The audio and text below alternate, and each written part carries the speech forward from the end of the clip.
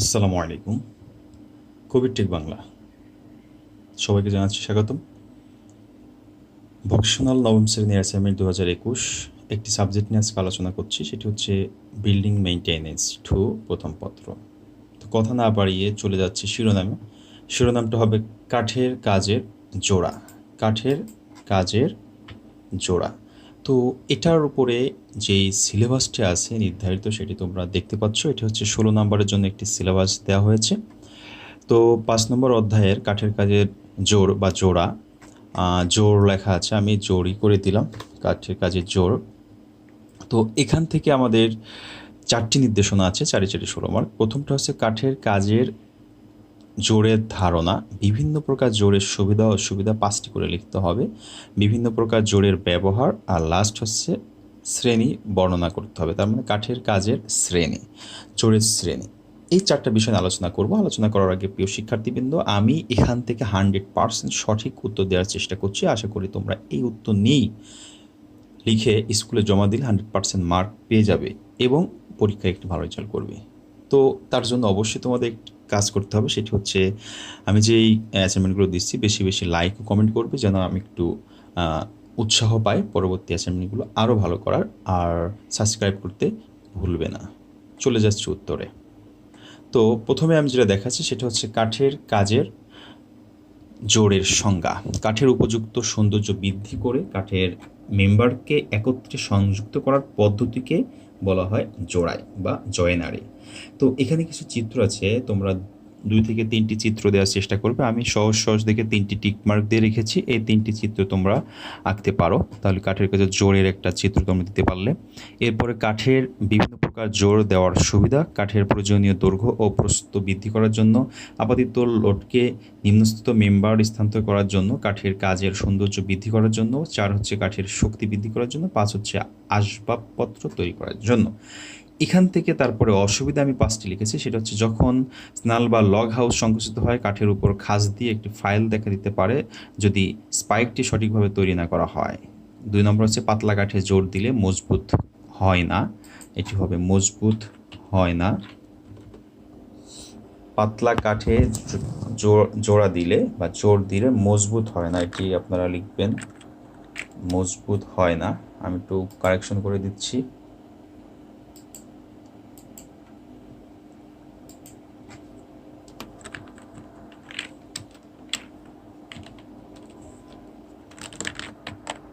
মজবুত হয় না লিখবেন।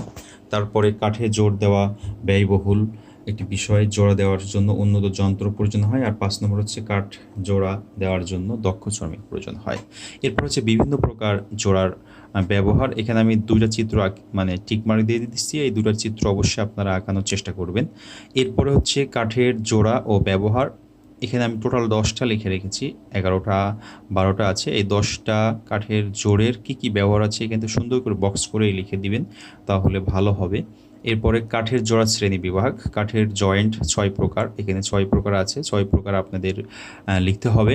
তো এই lengthening joint, widening joint, bearing joint, framing joint, তারপর হচ্ছে অ্যাঙ্গেল জয়েন্ট আর অবলিক জয়েন্ট, এগুলো ধারাবাহিকভাবে আলোচনা করা আছে। এখানে যে কটি চিত্র আছে আপনারা একটু লেখার আঁকানোর চেষ্টা করবেন।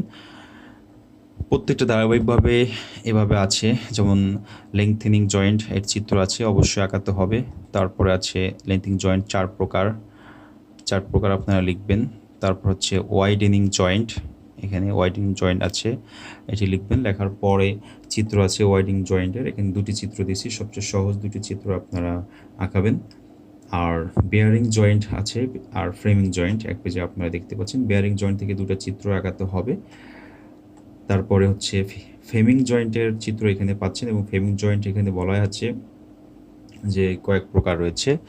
হ্যাঁ, লিখবেন ফ্রেমিং জয়েন্টের চিত্র, এই 2টি আমি দেওয়ার চেষ্টা করেছি, 2টি চিত্র আঁকানোর চেষ্টা করবেন। এরপর হচ্ছে ওয়াইডেনিং জয়েন্ট। ওয়াইডেনিং জয়েন্ট বিভিন্ন প্রকার হতে পারে, এখানে অনেকগুলো আছে, আপনারা কয়েকটি লিখবেন। লেখার পরে এই যে চিত্র যেটা আমি মার্ক করে রেখেছি, এই চিত্রটা সহজ মনে হচ্ছে, এই চিত্রটা আঁকানোর চেষ্টা করবেন। তারপর অবলিক জয়েন্ট, এটিও লিখতে হবে, চিত্র এটি আঁকাবেন। আর এই ক খ গ ঘ লিখবেন। লেখার পরে আমাদের যেই 4টি নির্দেশনা ছিল সেই 4টি নির্দেশনা কিন্তু এভাবে লিখলে শেষ হয়ে যাবে। প্রিয় শিক্ষার্থীবৃন্দ, আশা করি ভালো আছেন। ভালো করে লিখবেন এবং লেখার পরে ভালো থাকবেন, সুস্থ থাকবেন। আজকে এখানে শেষ করব। আমি প্রত্যেকটা পেজ একটু দেখানোর চেষ্টা করি যেন আপনাদের সুবিধা হয় স্ক্রিনশট নিতে। এই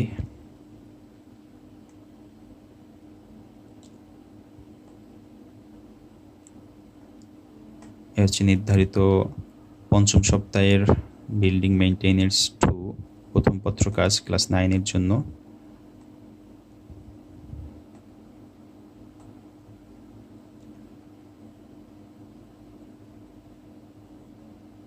শেষ করব। ধন্যবাদ সবাইকে। ভালো লাগলে অবশ্যই সাবস্ক্রাইব করবেন, লাইক দিতে ভুলবেন না। আল্লাহ হাফেজ।